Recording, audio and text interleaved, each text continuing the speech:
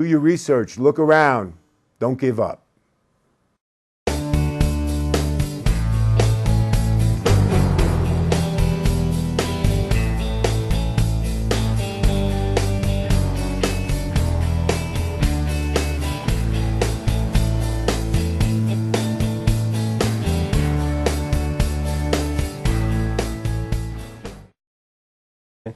My name is Neil Franklin. I am a member and speaker of Law Enforcement Against Prohibition. After I became a narcotics agent, I then eventually, a few years down the road, moved into becoming a commander for narcotics task forces across the state of Maryland. And they're multi-jurisdictional task forces involving, for instance, Sheriff's Department, local agencies, the state police, and even sometimes the Fed's DEA would come in and join us. And we would go out and enforce the drug policies in those particular jurisdictions. And I began in Western Maryland, then moved to the eastern part of Maryland. And these were many task forces. There was a lot of money dumped into these and a lot of man hours, a lot of time, a lot of effort for going out here and making these drug cases and arrests.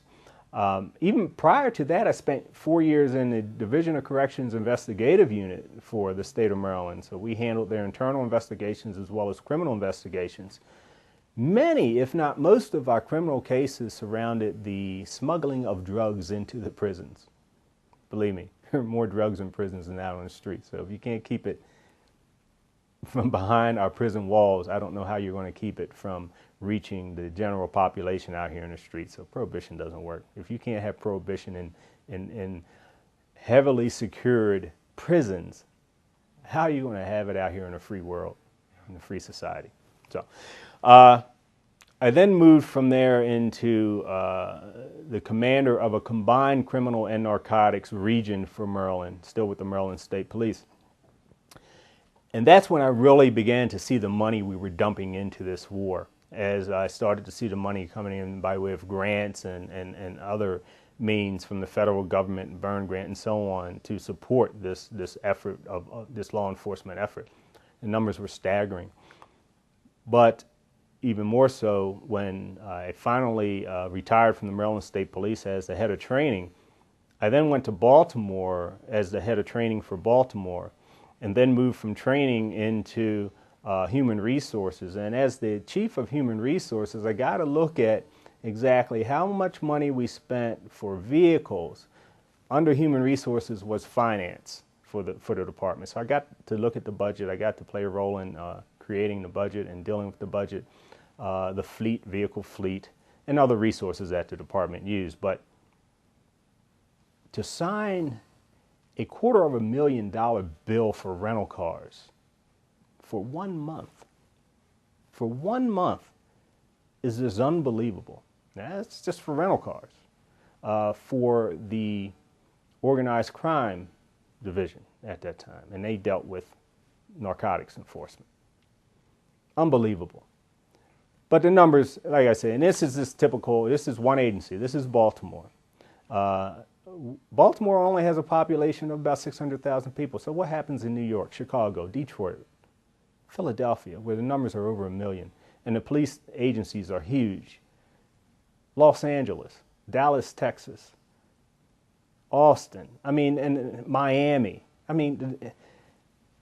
The financial numbers have got to be out of this world. We've had Jeffrey Myron do a national perspective, which came to roughly about $76.8 billion that we're losing nationally as it relates to the war on drugs, but that was low end. I would really like to see a detailed depiction of what a city like Baltimore is using and losing as it relates to the war on drugs. Right now they're struggling to make ends meet, have no money for education. Are the politicians bracing the need for change? One-on-one, yes.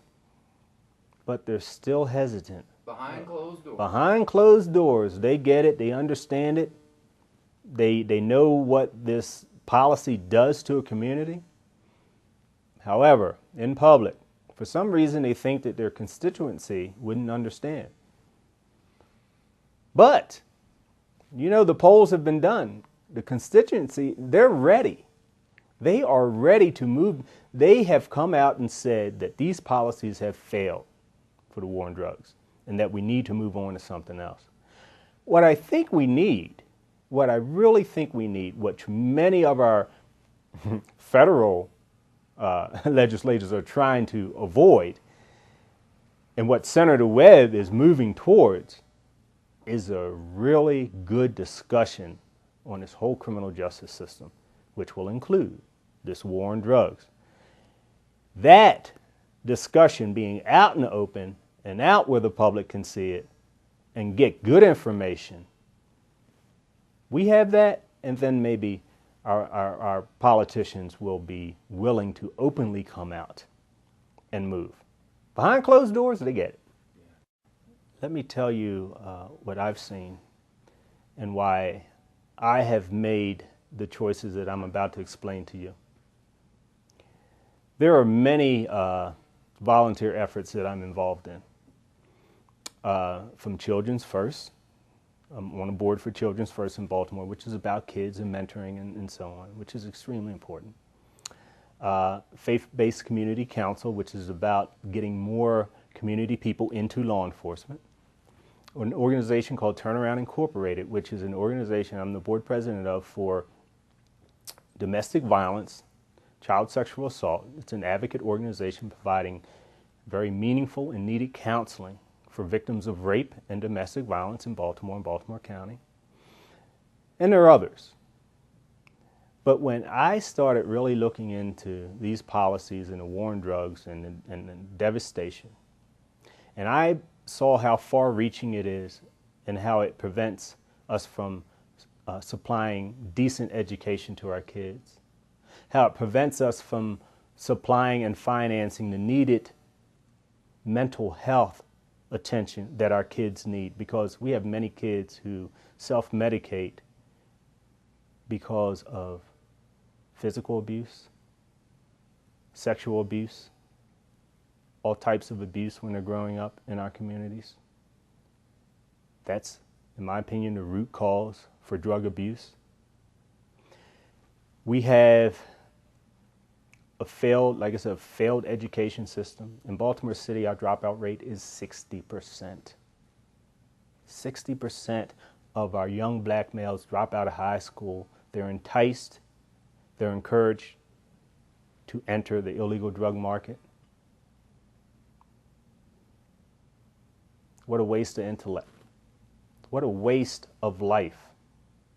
Because many of these kids go into this and they don't expect to live long. We have the devastation. I mentioned before the Dawson family of 7 who was murdered. I had a very close friend, Ed Totley, who was assassinated back in October of 2000. Very fine state trooper he was. There are others in law enforcement who were murdered. I have put most of these things aside so I can focus primarily on this effort with Philippe, because I know for a fact if we end prohibition, if we end these failed policies, that we would pave the way for so many good things to happen in our communities. What I just mentioned to you. I only mentioned a very small percentage of things. I didn't even get into talking about the bridges that will be reestablished between law enforcement and community. We know those are broken. And they're broken because police have pretty much occupied communities in a negative way when it comes to clearing corners and dealing with these drug prohibition problems. The list is long, folks. But if you want this country and other countries to prosper, and I mean really prosper, we have to take the first step and break down this Berlin Wall of prohibition. You do that, and it will be so much easier to implement so many other things that need to happen.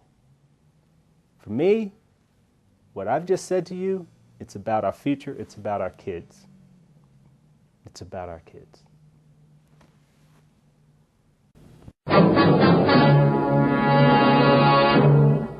Law Enforcement Against Prohibition.